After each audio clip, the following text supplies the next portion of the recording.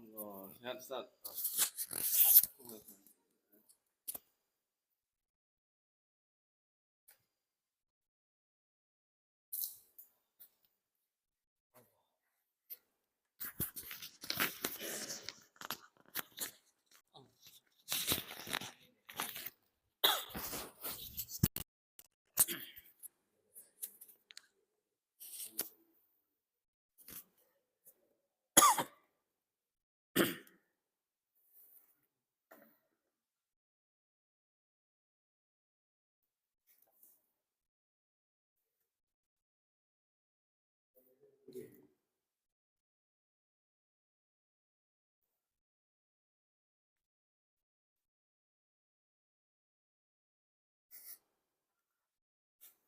Bismillah bihamdihi. Assalamualaikum warahmatullahi wabarakatuh.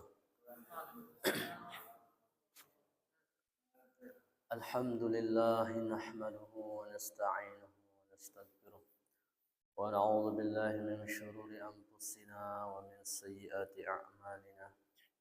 May yahdihillahu fala mudilla lahu wa may yudlil fala hadiya lahu. Ashhadu an la ilaha illallah wahdahu la syarika lah. وأشهد أن سيدنا محمدا عبده ورسوله. اللهم صل على سيدنا محمد وعلى آل سيدنا محمد. اللهم افتح لنا فتوح العارفين وعلمنا التأويل واجعلنا من عبادك الصالحين. رب اشرح لي صدري ويسر لي أمري واحلل عقدة من لساني يفقهوا قولي. سبحانك لا علم لنا إلا ما علمتنا إنك أنت العليم الحكيم. ولا حول ولا قوة إلا بالله العلي العظيم. أما بعد. Jamaah kaum muslimin, jamaah pengajian yang dirahmati Allah Subhanahu wa taala. Alhamdulillah wa syukrulillah. Senantiasa kita bersyukur memuji Allah Subhanahu wa taala dengan izin dan nikmat yang Allah berikan kepada kita sehingga kita dapat melaksanakan kewajiban sholat subuh dan dapat melanjutkan kewajiban thalabul ilmi. Semoga Allah memberikan kita ilmu yang bermanfaat yang dengan ilmu itu kita semakin dekat dengan Allah Subhanahu wa taala. Kedua kalinya salawat dan salam senantiasa kita sampaikan ke junjungan alam Nabi besar Muhammad sallallahu alaihi wasallam.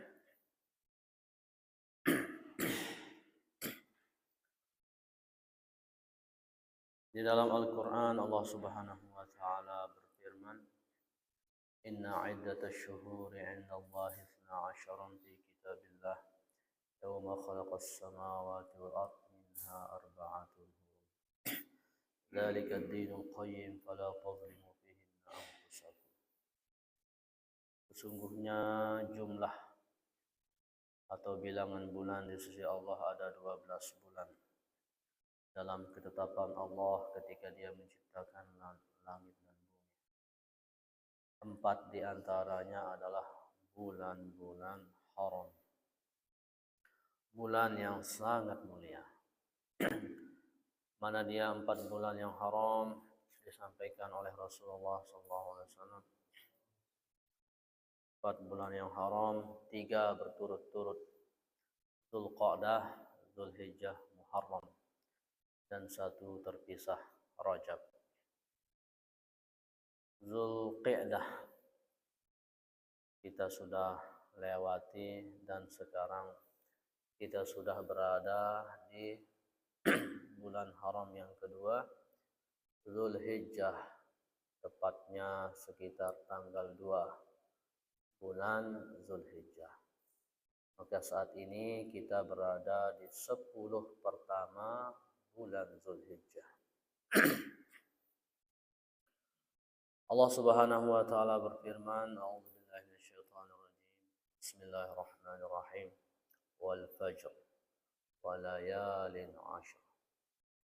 Allah bersumpah dengan atas nama waktu, demi waktu fajar, waktu subuh.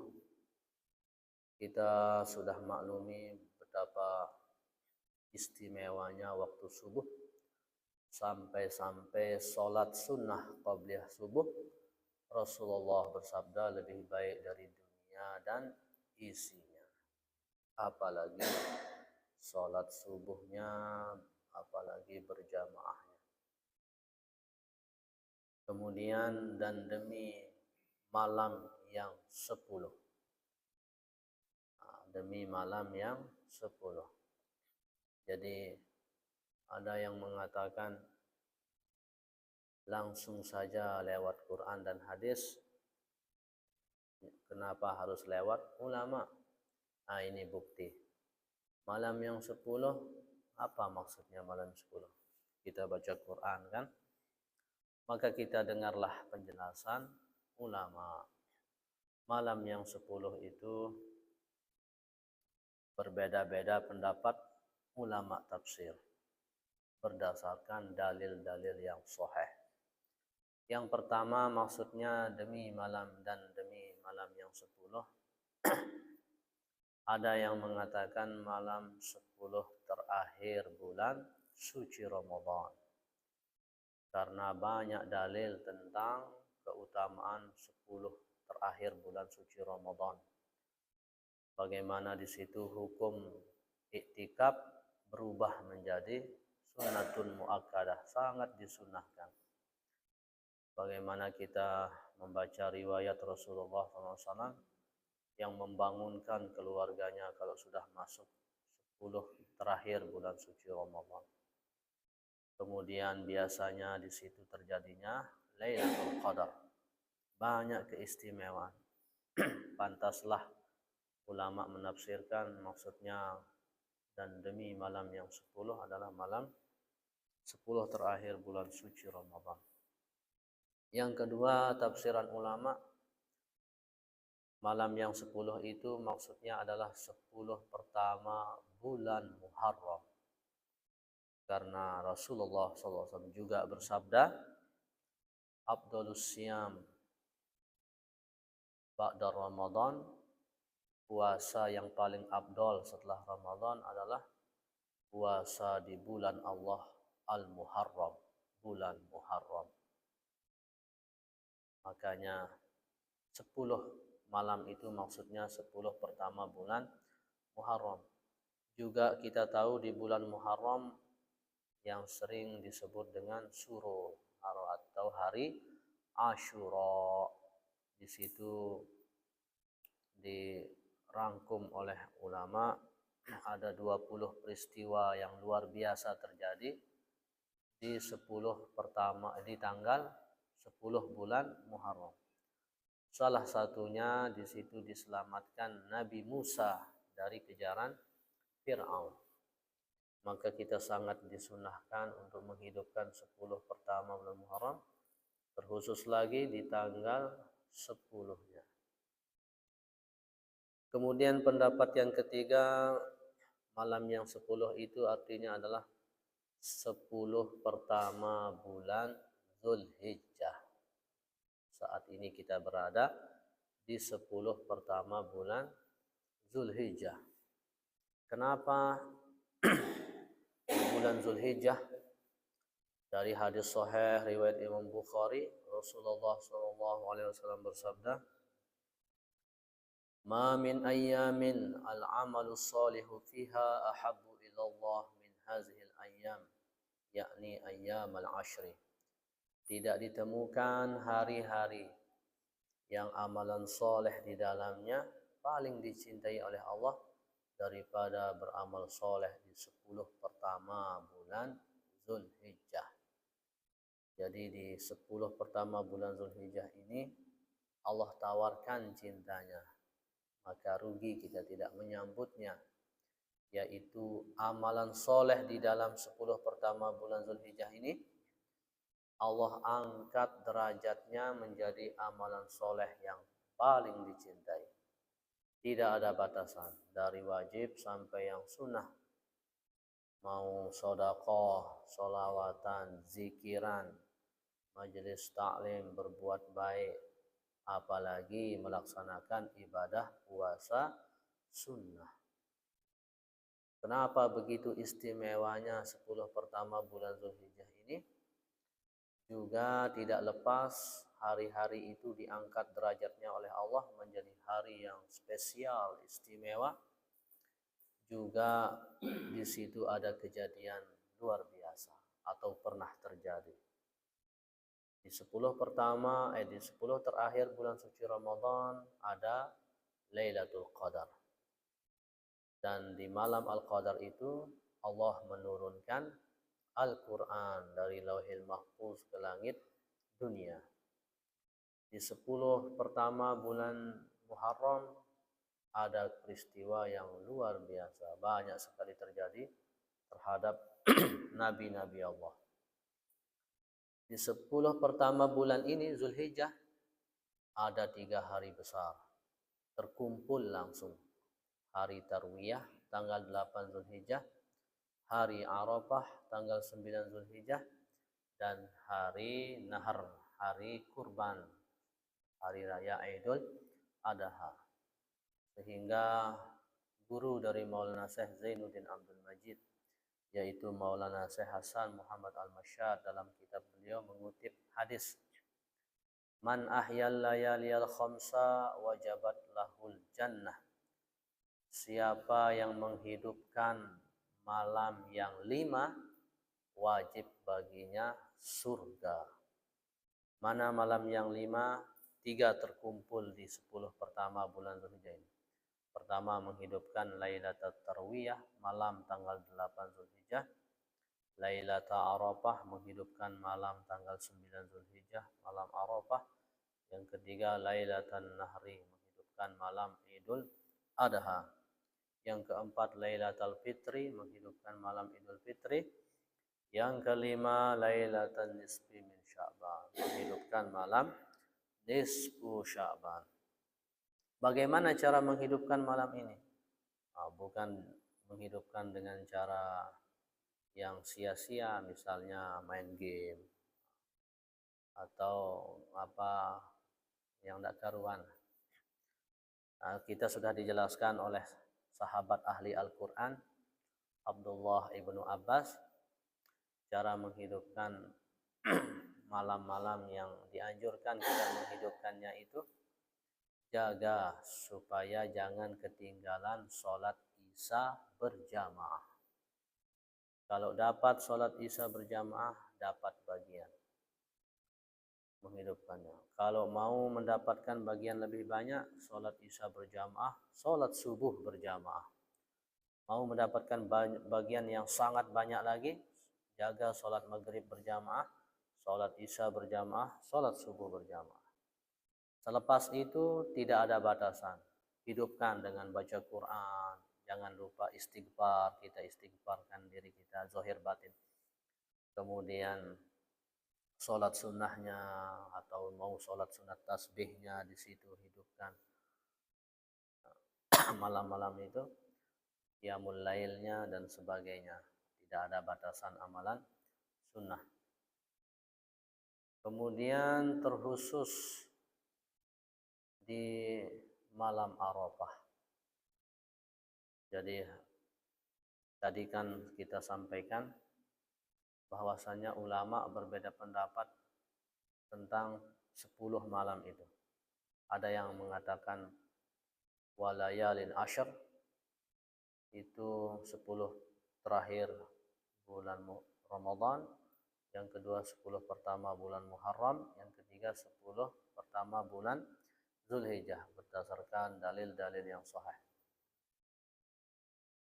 Disimpulkan pula oleh ulama, al-mu'tamad, pendapat yang paling kuat adalah 10, maksudnya malam yang 10 itu adalah 10 terakhir bulan suci Ramadan. Ini pendapat yang paling kuat.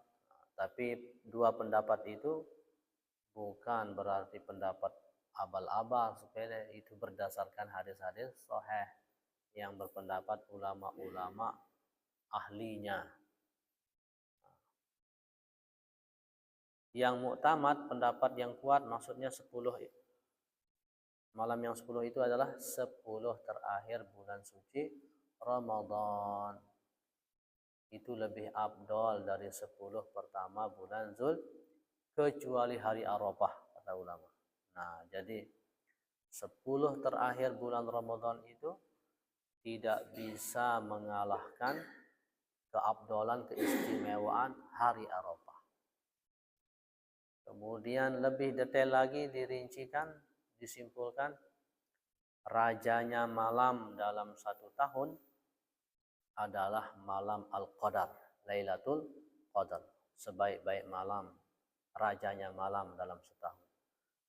Dan rajanya siang dalam setahun adalah hari Arafah. Nah, hari Arafah. Oleh sebab itu Rasulullah bersabda, hadis sahih, saumu yaumi Arafah ahtasibu Allah ayyukaffira sanata allati qablah wa sanata allati ba'dah. Berpuasa di hari Arafah itu dapat menghapuskan dosa-dosa setahun yang lalu dan 1 tahun yang akan datang. Jadi istimewanya puasa Arafah dapat menghapuskan dosa 2 tahun, setahun yang lalu dan setahun akan datang. Dosa-dosa kecil.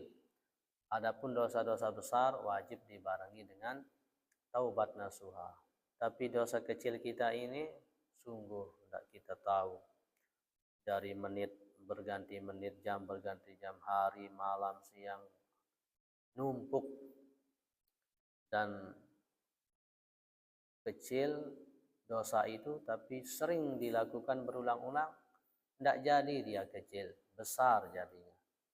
Nah, tapi di bulan ini dan khususnya 10 pertamanya lagi, khususnya lagi di hari Arafahnya tanggal 9, ada bonus besar-besaran dari Allah Subhanahu wa taala.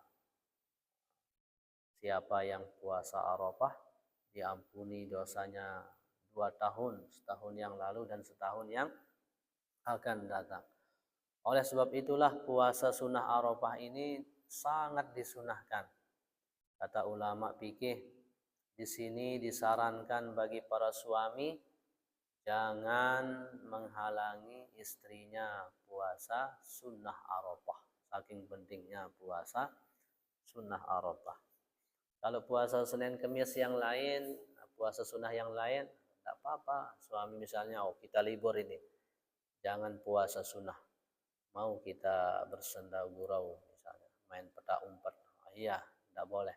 Tapi kalau puasa Arafah disarankan, ditekankan jangan suami menghalangi istri. Luar biasa. Kalau kita mau ingin fadilah lebih banyak lagi, pahala lebih banyak lagi, ajak keluarga, sahabat, kerabat rame-rame untuk puasa Arafah. Insya Allah ini jadinya, kalau ini tanggal 2, maka hari Arafah hari Ahad yang akan datang. Maka hari Ahad yang akan datang kompak saja, tidak ada sabar, tidak ada sarapan bareng. Ya, libur karena di situ hari Arafah.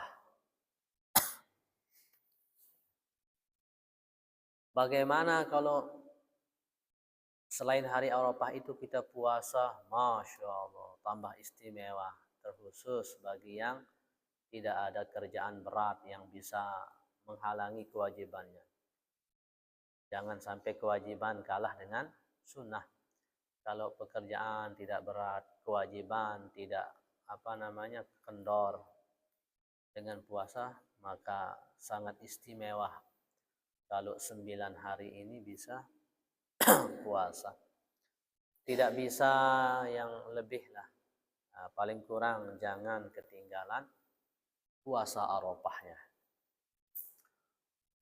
Jadi sebagaimana disampaikan oleh ulama, rajanya siang dalam setahun adalah hari Arafah. Dan Rasulullah pun bersabda, khairud du'a du'a'u yaumi Arafah. Sebaik-baik doa adalah doa di hari Arafah. Ya, banyak berdoa. Sebaik-baik doa kalau sabda Nabi. Kemudian lanjutannya, wa khairu ma qultu ana wan nabiyyun min qabli, dan sebaik-baik bacaanku beserta bacaan seluruh nabi, para nabi sebelum aku, kata Rasulullah, adalah la ilaha illallah wahdahu la syarikalah lahul mulku wa lahul hamdu wa huwa ala kulli syai'in qadir. Ini doa Arafah. Padahal di sini tidak ada ya Allah hamba mohon, tapi ini disebut doa Arafah. Kenapa?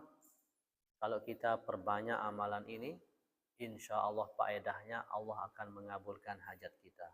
Kan Allah Maha tahu hajat kita, bahkan kita sendiri tidak tahu ada hajat kita yang kita tidak tahu, tapi Allah Maha tahu. Maka doa ini, amalan ini disebut doa Arafah. La ilaha illallah wahdahu la syarikalah lahul mulku wa lahul hamdu. Dalam redaksi hadisnya tidak ada yuhyi wa yumiit, langsung lahul mulku wa lahul hamdu wa huwa ala kulli syai'in qadir. Tapi kalau mau mengamalkan yang seperti biasa, lahul mulku wa lahul hamdu yuhyi wa yumiit wa huwa ala kulli syai'in qadir, la ba'sa. Tidak apa-apa. Nah, jadi ini amalan Arafah. Kemudian malam Arafah juga ada doa khususnya. Ya, doa secara umum tidak ada batasan, berdoa sebanyak-banyaknya. Istighfar jangan lupa. Tapi ada hadis juga dalam kitab Nasaihul Ibad, Rasulullah SAW bersabda, ma min abdin aw amatin da'a bihadzal du'a. Tidaklah seorang hamba atau sahaya yang berdoa dengan doa ini fi lailati Arafah, di malam Arafah, alfa marrah, dia baca 1000 kali doa ini, wahya asyru kalimatin, yaitu 10 kalimat. Lam yas'alillahu syai'an, tidaklah lam yas'alillaha syai'an, tidaklah ia meminta kepada Allah sesuatu, illa a'tahu su'alahu, kecuali Allah akan memberikan apa yang dia minta. Malam yada'u biqati'ati rahimin, selama dia tidak berdoa terjadinya putus silaturahim, atau selama ia tidak berdoa keburukan. Nah, jadi ini sabda Nabi, siapa yang membaca doa ini tasbih tapi disebut doa. Artinya kalau baca ini Allah akan mengabulkan hajat kita. Siapa yang baca ini sabda Nabi 1000 kali malam Arafah, setelah itu dia mohon apa yang dia mohon, maka tidaklah kecuali Allah akan kabulkan permohonannya. Ini dalam kitab yang biasa kita pakai, yang hebat. Subhanallazi fis sama'i arsuh, subhanallazi fil ardi mulkuh wa qudratuh, subhanallazi fil bahri sabiluh, subhanallazi fil hawa'i rauhuh, dan seterusnya. Nah, jadi hari Arafah, nah ini kita jaga-jaga, pasang niat, mohon kepada Allah pertolongan untuk menghidupkan hari-hari ini, dan dengan sekuat tenaga berlindung kepada Allah, mengontrol anggota tubuh kita dari segala perbuatan yang tercela. Sampailah kepada hari raya kurban Idul Adha. Malam Idul Adha termasuk dalam hadis yang tadi, menghidupkan malam Idul Adha. Jadi jaga sholat isya berjamaah tidak ketinggalan, hidupkan dengan banyak-banyak takbiran. Zayyinu a'yadakum bitakbir, hiasilah hari rayamu dengan banyak-banyak takbiran. Tapi ada perbedaan antara takbiran Idul Fitri dengan takbiran Idul Adha.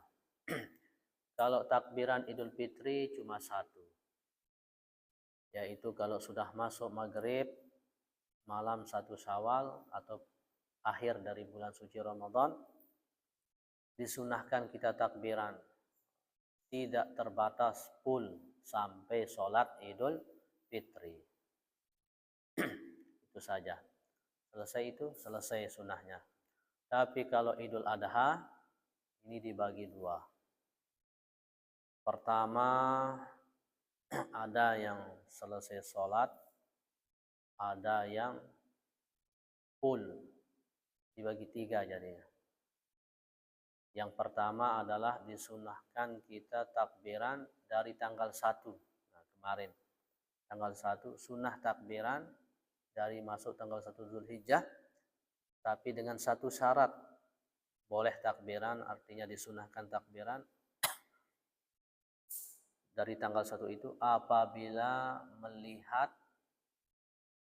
hewan calon kurban. Jadi misalnya sudah nyata ini akan dikurbankan nanti, begitu lihat dari tanggal 1, 2, 3 sunnah takbiran. Tapi jangan salah paham, itu yang ditakbirkan kalau kita melihat hewan calon kurban. Allahu Akbar. Jangan lihat ayam tetangga, Allahu Akbar. Tidak. Ini nanti dikurbankan di Idul Adha. Maksudnya hewan yang sah dijadikan kurban. Apalagi ini para pemuda, lihat cewek jangan ditakbirkan. Allahu Akbar. Nah, jadi itu sunnah takbir dari tanggal 1 bulan Zulhijjah, dengan satu syarat, melihat hewan yang sudah ketahuan ini adalah calon kurban. Yang kedua, mulai disunahkan takbiran itu selesai sholat adalah di tanggal 9 Zulhijjah, yaitu mulai selesai sholat subuh Arafah. di hari Arafah tanggal 9. Jadi misalnya Senin kita lebaran, berarti Ahad. Nah, ini tadi kita sholat subuh, ini hari Arafah misalnya hari Ahad ini, maka disunahkan takbiran mulai subuh hari Arafah. Artinya selesai sholat subuh, sunnah takbiran. Tapi selesai sholatnya saja. Nanti selesai sholat zuhur, sunnah takbiran. Selesai sholat asar, takbiran. Selesai sholat maghrib, masuk malam Idul Adha. Di situ sunnahnya full sampai kita sholat Idul Adha. Setelah itu kembali disunahkan untuk takbiran setiap selesai sholat fardu sampai selesai hari tasyrik, 3 hari setelah lebaran, yaitu sampai selesai sholat asar di hari tasyrik yang terakhir. Nah, jadi kalau sudah selesai lebarannya, sholat Idul Adha, disunahkan nanti sholat zuhur, selesai zuhur, sunnah takbiran. Bahkan menjadi zikir yang salah satu zikir terafdolnya. Selesai sholat asar, takbiran. Maghrib terus sampai 3 hari. Apalagi semua makmum sudah mengetahui kesunahan ini, aman. Kalau tidak tahu kok lama sekali takbiran, jangan-jangan daging kurbannya kurang ini katanya. Sampai 3 hari. Tapi itulah sunnahnya.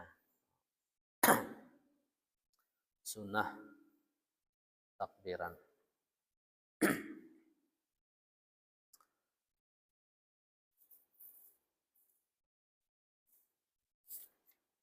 Qala al-musannif rahimahullah ta'ala wa nafa'ana bi'ulumihi wa ulumi masyayikhina fid darain. Amin. Yusannu mutaakkidan li hurrin qadirin tadhiyatun bidhabhi jaz'i dha'nin lahu sanah. Sunnah muakkadah. Nah, jadi hukum kurban ini adalah sangat disunahkan. Bagi Rasulullah wajib. Bagi Rasulullah wajib ibadah kurban, sholat witir wajib. Bagi kita sunnah. Tapi sunnahnya bukan sunnah biasa. Sangat disunahkan. Bahkan menurut mazhab yang lain ada yang mewajibkan bagi yang mampu berdasarkan dalil dalam Al-Quran, fasholli li rabbika wanhar, dan berkurbanlah. Kemudian berdasarkan hadis, siapa yang mampu untuk melaksanakan ibadah kurban tidak berkurban, jangan dekati tempat sholat kami, sabda Nabi. Ini diambil oleh mazhab, salah satu mazhab, wajib bagi yang mampu. Kita mazhab Imam Syafi'i melaksanakan ibadah kurban ini bagi yang mampu sunnatun muakkadah, sangat disunahkan. Makruh jika mampu tidak berkurban satu keluarga. Dan sunnahnya ini adalah sunnah kifayah. Sunnah kifayah. Apa maksudnya sunnah kifayah? Walau fa'alaha wahidun min ahlil bait kafat anhum wa in sunnat likullin minhum. Fa in tarakuha kulluhum kuriha hadza in ta'addada ahlul bait wa illa fa sunnatu ainin. Nah, jadi hukum ibadah kurban ini sunnah muakkadah dan sunnah kifayah. Apa maksudnya sunnah kifayah? Jika dalam keluarga itu keluarganya lebih dari satu berbilang, kemudian tidak ada yang kurban, makruh. Kalau ada satu yang kurban dalam keluarga itu yang berkurban, maka gugurlah kemakruhannya. Gugur makruh, tuntutan gugur kemakruhannya itu dari segi menggugurkan kemakruhan, tapi dari segi pahala tidaklah dapat kecuali ikut berkurban. Nah, jadi tidak bisa misalnya satu ayah kurban kambing, kan kambing itu untuk satu orang. Kalau sudah satu yang kurban maka dapat semua keluarga. Tidak. Nah, itu maksudnya sunnah kifayah. Satu yang kurban gugur tuntutannya ke makruh, jadi makruh. Tidak makruh lah bagi mereka. Di sini dijelaskan detailnya. Tapi dari segi pahala tidaklah dapat keluarga yang lain kecuali ikut berkurban. Oleh sebab itulah sunnah ain, sunnah satu-satu. Tapi kalau satu keluarga tidak kurban, yang mampu makruh. Memang Rasulullah SAW beliau ketika berkurban, ini untukku, untuk keluargaku, untuk umatku. Itu Rasulullah SAW. Sehingga orang yang tidak mampu insya Allah sudah dapat kebagian daripada yang diniati oleh Rasulullah SAW. Tapi bukan berlaku untuk kita dalam fikihnya. Kalau sudah satu kambing saya niatkan untuk seluruh.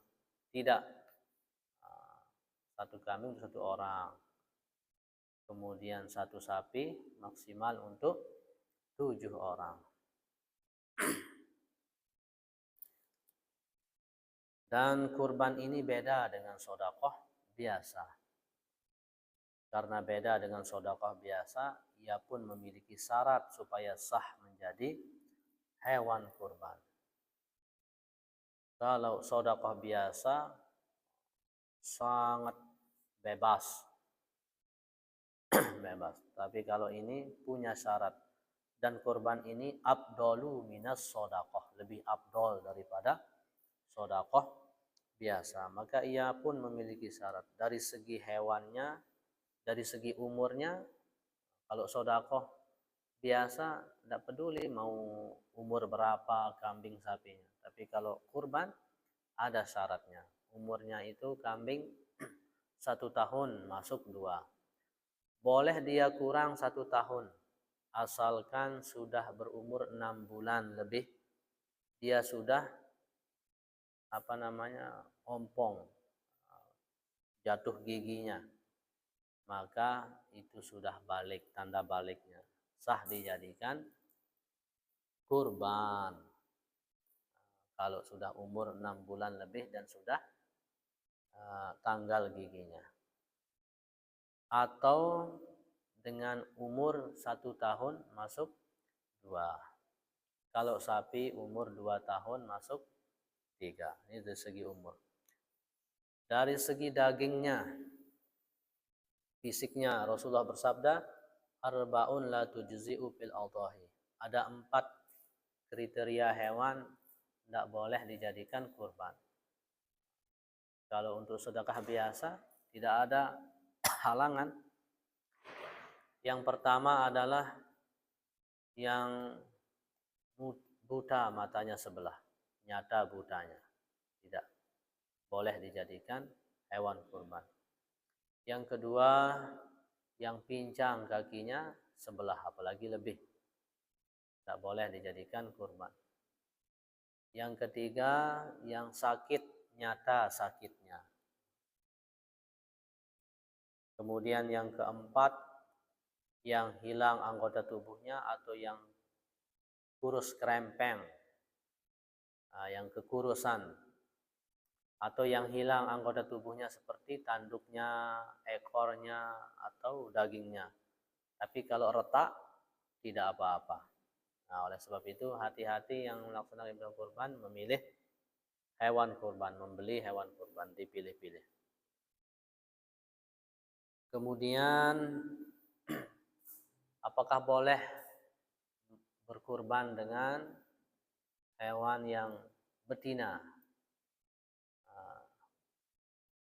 Jadi boleh berkurban dengan yang betina. Cuma lebih afdal yang jantan. Kalau betina diharapkan akan memperbanyak keturunan. Lebih afdal dari jantan. Kalau memakai betina sah sebagai dan dapat keistimewaan berkurban. Yang tidak boleh kata ulama fikih ini adalah wal mu'tamad adamu ijza'i tadhiyah bil hamil.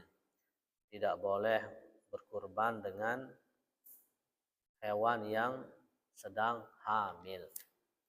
Yang sedang hamil. Nah, itu dari hewannya. Kemudian orang yang melaksanakan ibadah kurban hendaklah dia memperhatikan niatnya. Niat. Jadi kurban ini ada dua. Ada kurban sunnah, ada kurban wajib. Tentu kurban ini berbeda penyaluran dagingnya. Kalau kurban wajib itu terjadi ya misalnya dia nazar. Nazar itu kan sudah berubah hukumnya wajib. Ada orang bernazar berkurban. Bernazar dia berkurban. Maka kurbannya itu adalah kurban wajib. Kalau itu kurban wajib maka dagingnya ke satu saja. Maksudnya satu arah. Hanya untuk orang-orang yang miskin. Tidak boleh dinikmati oleh yang kurban, yang memiliki kurban, tidak boleh dibagikan kepada orang yang kaya. Kalau kurban wajib. Selain nazar, kurban wajib itu juga bisa terjadi karena niat. Apa niatnya? Saya niat kurban. Nah, ini penjelasan. Saya niat kurban katanya. Itu jatuh dia wajib. Maka seperti tadi, yang kurban tidak boleh makan, orang kaya tidak boleh, khusus dibagikan kepada orang-orang miskin. Maka kalau ingin kurban yang lebih umum, banyak arah dagingnya, kurban sunnah. Maka dia berniat, saya niat kurban sunnah. Atau saya niat sunnah kurban. Ada sunnahnya. Inilah yang dagingnya ketiga arah. Untuk yang kurban, kemudian untuk fakir miskin, dan untuk orang kaya sebagai hadiah. Itu kurban sunnah. Kemudian seperti juga yang sudah kita sampaikan, ibadah kurban beda dengan sedekah biasa. Kalau sedekah maka dia bisa sangat bebas. Tapi kalau kurban ini tidak boleh, tidak sah dijadikan kurban, diniatkan untuk orang yang sudah meninggal dunia, kecuali dia pernah berwasiat.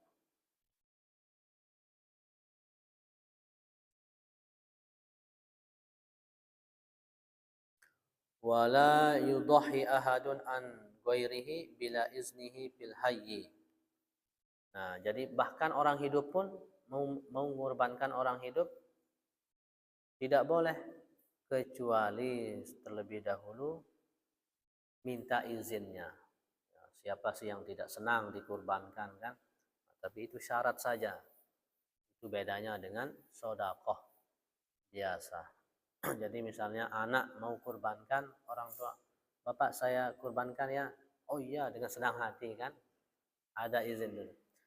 Tapi kalau dia sudah meninggal dunia, tidak boleh diniatkan kurbankan orang yang sudah meninggal dunia bila isaihi fil mayyit. Nah, kalau tidak pernah berwasiat.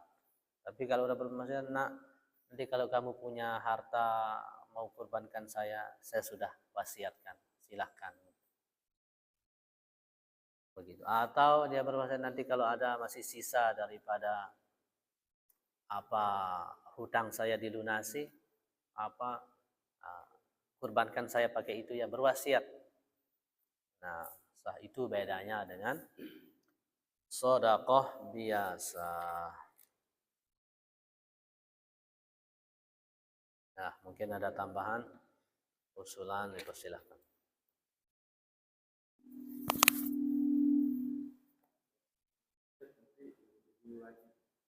Ya? Wasiat jadi wajib. Oh tidak.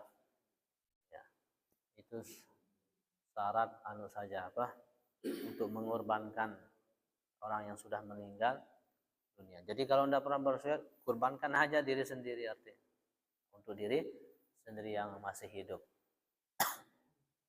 Kalau untuk yang sudah meninggal dunia, mau disodakohkan, nah silakan kan, niatkan sedekah ke masjid, ke madrasah untuk siapa yang sudah meninggal dunia. Tapi untuk kurban, bahkan orang hidup pun kita harus minta izin dulu mengkurbankan. Tapi kalau orang yang sudah meninggal dunia tidak boleh kecuali satu syarat, dia pernah berwasiat.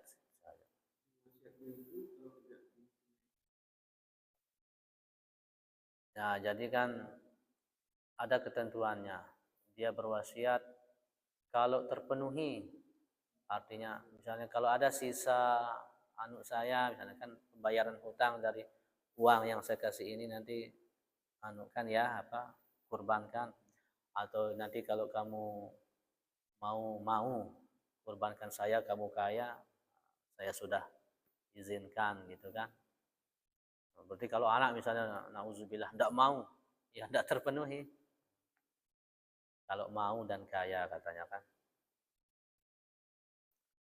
Jadi ya.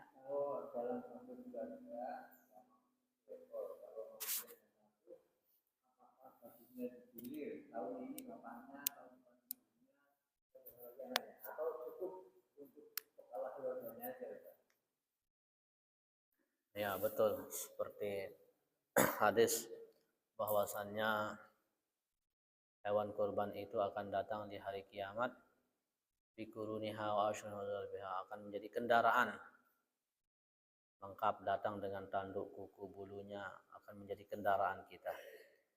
Nah, kalau keluarga tidak mampu serentak, maka bagus bergiliran supaya semua ada kendaraan.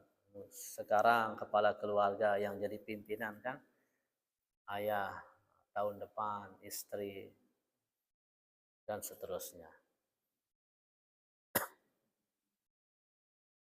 Dan disunahkan bagi yang akan melaksanakan ibadah kurban untuk tidak motong kuku dan rambutnya dari tanggal 1 bulan Zulhijjah sampai hewan kurbannya disembelih.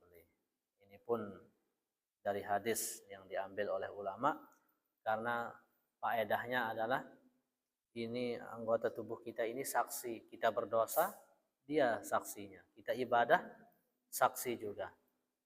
Nah, faedah orang yang berkorban itu diampuni dosa-dosanya dan dijauhkan dari azab api neraka, supaya semua anggota tubuhnya itu ikut terampuni dan dijauhkan dari azab api, sehingga disunahkan tahan, jangan dipotong dulu sampai. Tapi kalau mandi jangan tidak mandi, tetap kalau mandi supaya kuman-kumannya jadi saksi katanya. Nah, tidak, kalau mandi harus bersih. Ya, yang khusus yang kurban akan melaksanakan ibadah kurban.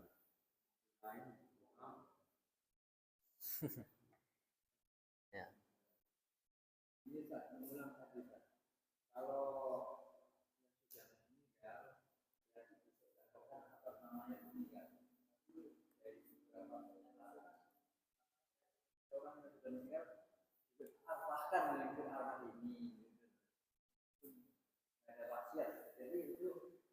bagusnya ya bisa tadi diamalkan aja ya Ustaz ya.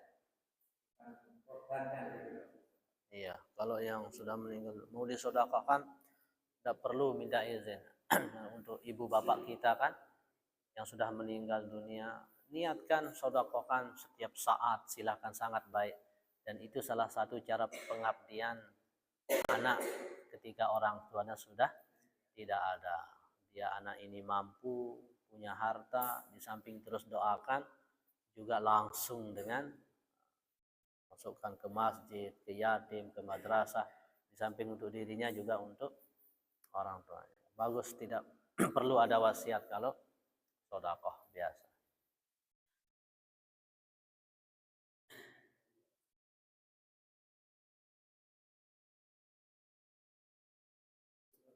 Oke. Kita cukupkan, mudah-mudahan bisa kita jaga puasa Arafahnya paling kurang, yang lebih luang bisa lebih, dan amal-amal soleh yang lainnya, serta kita sekuat tenaga mohon perlindungan kepada Allah untuk menjaga diri kita, jauhkan diri dari segala perbuatan yang tercela. Mohon maaf atas segala kekurangan. Subhanakallahumma wa bihamdika asyhadu an la ilaha illa anta astaghfiruka wa atubu ilaik. Subhanakallahumma wa bihamdika asyhadu an la ilaha illa anta astaghfiruka wa atubu ilaik. Subhanakallahumma wa bihamdika asyhadu an la ilaha illa anta astaghfiruka wa atubu ilaik. Wallahul muwaffiq wal hadi ila sabilir rasyad. Wassalamu alaikum warahmatullahi wabarakatuh.